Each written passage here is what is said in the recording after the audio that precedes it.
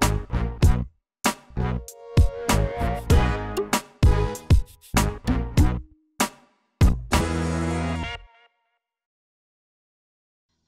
everybody, this is Keith, almost in full color. Now in the last video, I showed off a segment of Tomb Raider that I thought was a good segment to show off, something to showcase the game.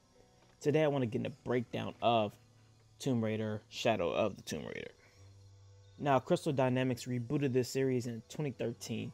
They followed that reboot with the sequel, which was Rise of the Tomb Raider. And now they've released Shadow of the Tomb Raider. Now one thing that we have to note, and this note isn't going to change the grade of the game.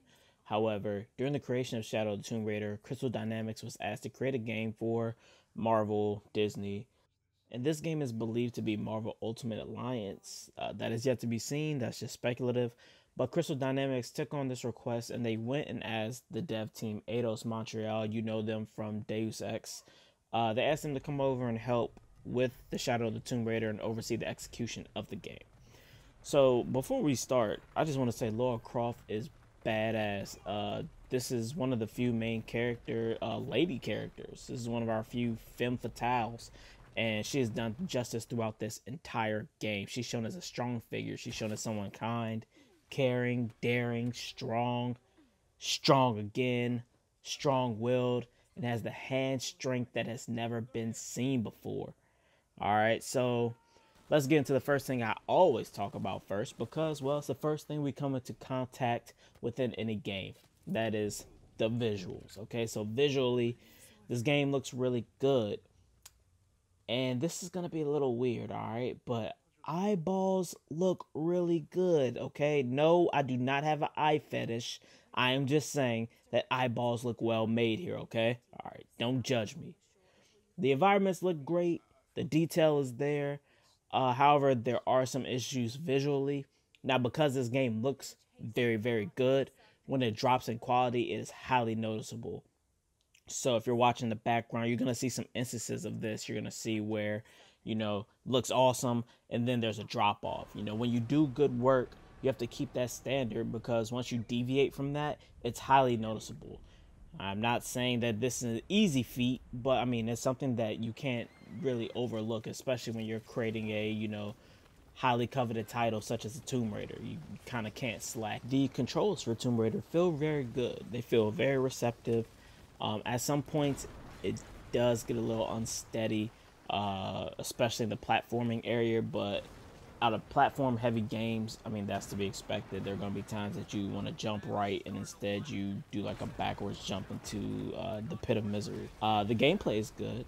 I do like the skill tree. Given all the lore and the relics and everything that you can find, the skill tree really is reflective of all the stuff that exists, the theme of the game, which is Mayan, Inca. So the skill tree is done really well. You're not going to be able to get every skill within the skill tree in one playthrough, but you can get a vast majority of them, and you can kind of, if you want to go towards one side of the tree or the other, you're free to do that as well. So you can kind of have your own playstyle crafted through the skill tree, which I've always enjoyed.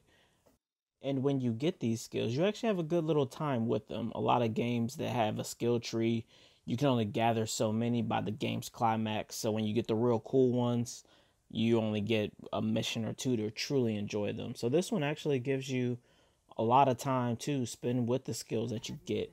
However, there are some useless skills in there, and one of the useless ones is the negotiation skill, which allows merchants to drop their prices for you. The skill is absolutely pointless. Do not get it. One great thing about Tomb Raider is a weapon system. Now you get a bow, handgun, rifle, shotty, and throughout the game, you can see that you can upgrade them. And a lot of times with a lot of games, you're kind of like, do I want to upgrade? Do I wait till I get something better and then use my materials on that? This game gives you so many materials.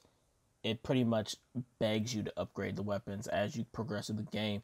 So you can always feel powerful and strong and, just enjoy the weapons at their maximum potential. And then when you get new ones, you just upgrade those too because, like I said, you get so much material. And that's just one great thing about this. It doesn't feel like you're handicapped at any point in time. Another cool thing is the mini map. I'm really digging it. It feels smaller than the second Tomb Raider, but at the same time, there are some pretty cool things about it. The challenges that are available in each sector, and finding the caches that allow you to see items that you may not have picked up on just by exploring by yourself. So between the map and the weapon upgrade system, no complaints, very good, and pretty much player friendly, if I can call it that. The crypts are pretty straightforward. The crypts end up giving Laura a costume, which in turn will give her some sort of benefit. The challenge tombs are where it's at. They're great puzzles. I'm a big fan of puzzles. This game has a lot of puzzles, and the challenge tombs are really good for that. Now, some of them aren't that hard. Then you have some that I learned how to sit there for about 5 or 6 minutes to really figure out what was going on. If you love puzzles, play it on one with the jungle difficulty that's hard.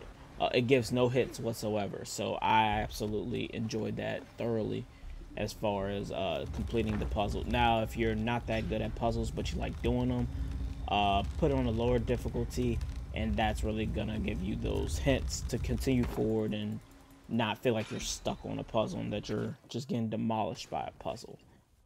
So I absolutely enjoyed the narrative. I thought it was really good here. What the first Tomb Raider is about, you know, the reinvention of Lara Croft. Who is Lara Croft in this modern time? The second was about Lara Croft living up to the name, taking up the mantle of Croft. And in this iteration, I feel like this story is about Lara learning that, you know, your actions have effects. So there were some instances I was hoping that this would take a turn. There is the sidekick, Jonah. And Jonah at one point seemed like he was going to come and challenge Lara and say, hey, like, you know, girl, you tripping right now. You need to cool it. But most of the game, he enables her. But that also can be, you know, a message in itself. Aside from that, the game drops gems if you're listening for them. If you're in the hidden city, you'll interact with some people and they'll give you life stories. I mean, real life, not within the game. And I feel like that's something that we all could appreciate, just hearing in the game them deliver a message. And my favorite message of them all is a dope theme that kind of runs throughout the game. And the quote that is mentioned within the game is, "We all create destiny together." So what one person does has a ripple effect that causes another person to act this way or commit this action, and so on and so forth. So you all watching these videos causes me to make more, and that's just, we all create destiny together. You know, throughout these ripples, we all are able to communicate with one another in an indirect way. We all have an indirect impact on each other's lives. And I thought this is a really dope thing for the game to have in the underbelly. In Tomb Raider, the sound was very good. There were some issues to where sound would not be made, so I really can't fault the sound for not being present, for being bad sound when no sound existed. But aside from that, the voice acting was pretty good. Not the best voice acting ever, but was still good nonetheless. Very solid. Something that you would expect from a highly coveted game. Dominguez, he has the dagger. I lost it. After everything that my father went through, I gave Trinity exactly what they wanted. He'll use the box and the knife to remake the world. To remake it into what? I don't know, he thinks he can rid it of sin and weakness. A man like that, we have to stop him. It's all my fault. We'll figure it out, okay? I promise. No. We have to get to the hidden city before Trinity. We have to find the silver box. Okay, but first, we're gonna help these people get to safety, and then we'll go after the box. No one is safe! Not if he gets the box first! I have to go, I'm the only one! You're the only one that can what? You don't know that you caused all this, Lara! Not everything is about you!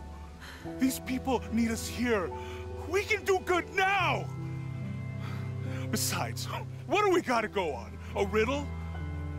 We're gonna need more than pink fish and silver crowns to get to the hidden city. All in all, this game is very solid, not without its blemishes, from weird animations to characters talking and their lips not moving. However, this game really uplifts Lara, shows her weak, shows her strong, but all in all, it shows her push through the situation, own up to her faults, take responsibility for the actions that she has taken, and pushes through and takes action that she feels is right. This game is definitely a game that will be given a new, brand new. Ladies and gentlemen, I'm happy to tell you that Shadow of the Tomb Raider is almost in full color. Now we have a new grading system. We have pitch black. Pitch black is the worst of the worst. This game is unplayable, god awful, okay? Should not exist. We have, after that, grayscale. Grayscale is the game had some format of purpose and it was going somewhere, but then it fell short. Then we have almost in full color. This is a really good game, very solid, has some blemishes, but it's very good. We then have our top tier classic, but we're not going to talk about what that's called. You got to keep watching to figure out what the 10 out of 10 is called, but we also got to get a 10 out of 10 game. So what's it going to be? All right. Hey, everybody. Thank you for watching this. Very fun to do, like I said. Oh, yeah. Before I go, Laura has a question for you all. Y'all stay blessed out there. Peace. Dad created as many mysteries as he solved.